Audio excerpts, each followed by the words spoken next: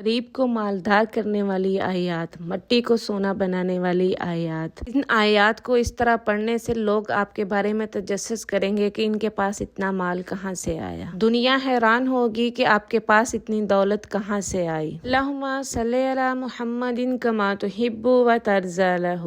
السلام علیکم مائی YouTube family, کیسے ہیں آپ سب؟ الحمدللہ میں ٹھیک ہوں اور امید کرتی ہوں کہ آپ سب بھی خیر و عافیت سے ہوں گے، اور دعا کرتی ہوں کہ اللہ تعالیٰ اپنے حبیب کے صدقے میری تمام بہنوں اور بھائیوں کی جو بھی حاجات ہیں ان کو پورا فرمائے اور ان کی تمام پریشانیوں کو ختم فرمائے، آمین ثم آمین۔ آئیں سب مل کے ان دعاؤں پہ آمین کہتے ہیں۔ یا اللہ اپنے حبیب کے صدقے، پنجتن پاک کے صدقے، جو بہن نے میسج کیا کہ میرے لیے دعا کرو، یا اللہ ان کی تمام دعاؤں کو قبول فرمائے، ان کی تمام پریشانیوں کو، مصیبتوں کو اور تکلیفوں کو، آزمائشوں کو ختم فرمائے، اور اپنے حبیب کے صدقے یا اللہ ہم گنہگار سہی لیکن تیرے بندے ہیں، یا اللہ تو اپنے ہر بندے سے پیار کرتا ہے، چاہے کوئی تجھے مانے یا نہ مانے۔ مولا ہم تو تجھے مانتے ہیں اور بن دیکھے مانتے ہیں، لا الہ الا اللہ محمد رسول اللہ کو ایمان رکھتے ہیں۔ مولا ہمیں نامراد نہ کر، یا اللہ ہم تو اس سے جو بھی مانگتے ہیں ہماری تمام دعاؤں کو پورا فرما،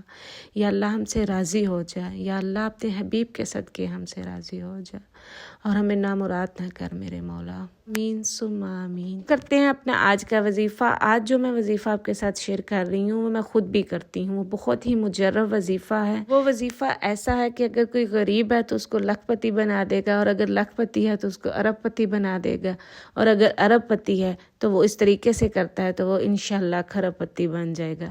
یہ میرا خود کا بھی عزمودہ ہے۔ لوگ تجسس کریں گے کہ آپ کے پاس اتنا مال کہاں سے آئے گا، یا حیران ہوگی کہ ان کے پاس اتنا مال کہاں سے آیا جو کوئی اس عمل کو کرے۔ وظیفہ بتانے سے پہلے میں آپ کے ساتھ ایک واقعہ شیئر کرتی ہوں، اور پلیز اس واقعہ کو دھیان سے سنیے گا۔ یہ واقعہ آپ کی زندگی کو بدل دے گا، کہ آپ کو پتہ چلے گا کہ یہ جو میں آج کا وظیفہ بتا رہی ہوں وہ کتنا زیادہ پاورفل وظیفہ ہے، اور اس واقعہ سے پتہ چلے گا، اور یہ واقعہ بالکل سچا ہے۔ یہ میری آنکھوں دیکھا واقعہ ہے۔ واقعہ کچھ یہ ہے، واقعہ ایک بہن کا واقعہ ہے کہ ان کی شادی ہوئی تو وہ اپنے سسرال میں آئیں۔ پہلے بھی ان کی زندگی ٹھیک اچھے طریقے سے گزر رہی تھی، ان کی ضرورتیں پوری ہوتی تھی، لیکن جب چونکہ شادی ہو تو سسرال میں آئی، تو سسرال میں آنے کے بعد ان کو اپنی ضرورتوں کو پورا کرنے کے لیے نا اپنی ساس سے پیسے مانگنے پڑتے تھے۔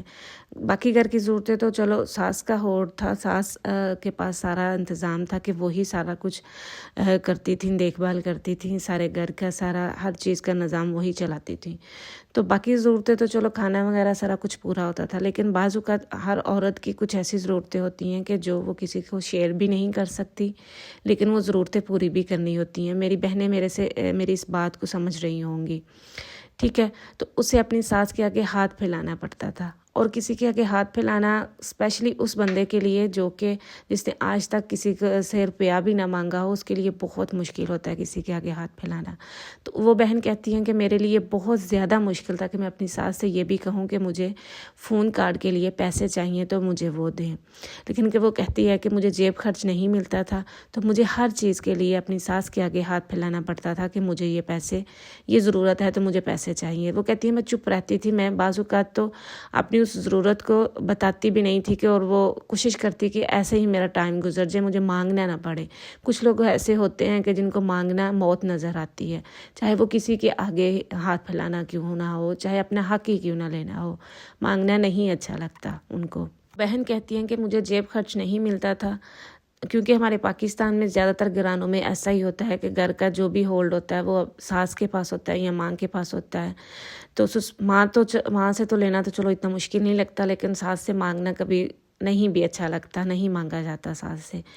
تو وہ بہن کی بھی یہی اسی طرح کی سٹوری تھی، تو وہ کہتی تھی کہ میں بہت پریشان تھی کہ میں اپنی ضرورتوں کو کیسے پورا، اور ان بہن نے یہ وظیفہ کیا جو میں آج آپ کے ساتھ شیئر کر رہی ہوں، اور یقین ماننے آج وہ بہن اس حالت میں ہے کہ پہلے کہاں اسے ایک فون کارڈ لینے کے لیے اپنی ساس سے پیسے مانگنے پڑتے تھے یا لینے پڑتے تھے، تو آج وہ بہن کہتی ہیں کہ الحمدللہ میں اتنی مالدار ہوں کہ میرے پاس دنیا کی ہر آسائش ہے، دنیا کی ہر چیز ہے، اور لوگ یہ اس چیز کا تجسس کرتے ہیں کہ اس کے پاس اتنا پیسہ کہاں سے آیا، صرف اس وظیفے کی برکت سے۔ وہ کہتی ہیں کہ آج الحمدللہ میری وجہ سے بہت سے لوگوں کا جو ہے گھر کا خرچہ چل رہا ہے اس وجہ اس وظیفے کی وجہ سے۔ وہ کہتی ہیں جب سے میں نے یہ وظیفے کو اپنی زندگی میں شامل کیا، اللہ تعالیٰ نے میرے حالات ایسے بدلے کہ مجھے اب دینے والا بنا دیا اللہ تعالیٰ نے اس وظیفے کی برکت سے۔ میں آپ کے ساتھ وظیفہ شیئر کرتی ہوں، آپ نے کرنا کیا ہے؟ آپ نے پڑھنا یہ ہے اول اور آخر درود ابراہیمی کے ساتھ آپ نے پڑھنا ہے سورہ توبہ کی آخری 2 آیات کو آپ نے پڑھنا ہے، لقد جاءکم والی جو ہیں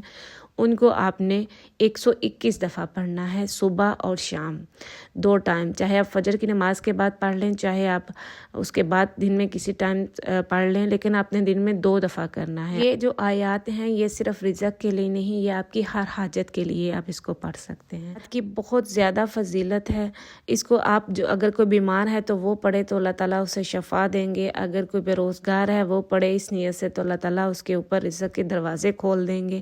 اسی طرح اگر کوئی رسوا ہے تو وہ پڑھے تو اللہ تعالیٰ اسے عزت دیں گے۔ اسی طرح اگر کوئی قرض دار ہے تو وہ پڑھے تو اللہ تعالیٰ اس کے قرض کو ختم فرما دیں گے۔ تو آپ اپنی ہر جائز حاجت کے لیے پڑھیں تو اللہ تعالیٰ آپ کی دعا کو قبول فرمائیں گے اور آپ کی اس حاجت کو پورا فرمائیں گے۔ یہ بہت سے لوگوں کا آزمودہ وظیفہ ہے، آپ اس کو اپنی زندگی میں شامل کریں انشاءاللہ۔ جو بھی آج تک جس نے اس کو اپنی زندگی میں شامل کیا اللہ تعالیٰ نے اس کو رنگا ہے۔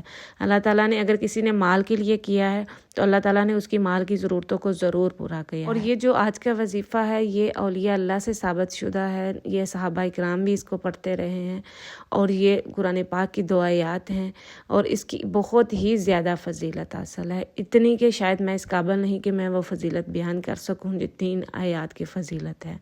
اس میں اللہ تعالیٰ کی توحید بھی ہے، نبی پاک صلی اللہ علیہ وآلہ وسلم کا بھی ذکر ہے، تو یہ آیات آپ کی زندگی کو بدل کے رکھ دیں گی۔ اگر کوئی غریب اس کو پڑھتا ہے نا تو یقین مانے اللہ تعالیٰ اس کو مالدار کرتے ہیں۔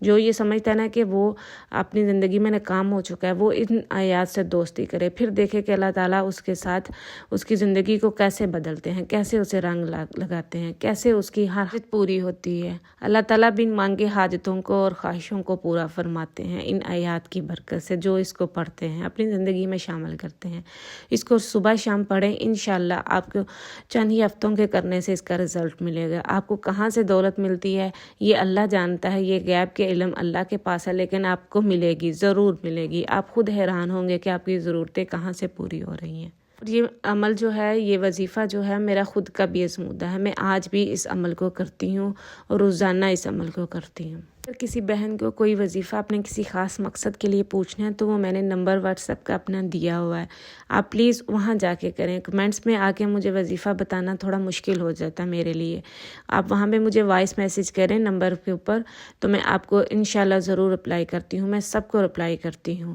تو میں آپ کو بھی رپلائی کروں گی۔ اگر آپ کو ویڈیو اچھی لگتی ہے تو اسے دوسروں تک بھی ضرور شیئر کریں اور مجھے اپنی دعاؤں میں یاد رکھیے گا۔ میں آپ سب کے لیے دعائیں کرتی ہوں، انشاءاللہ پھر ملوں گی۔ اللہ حافظ۔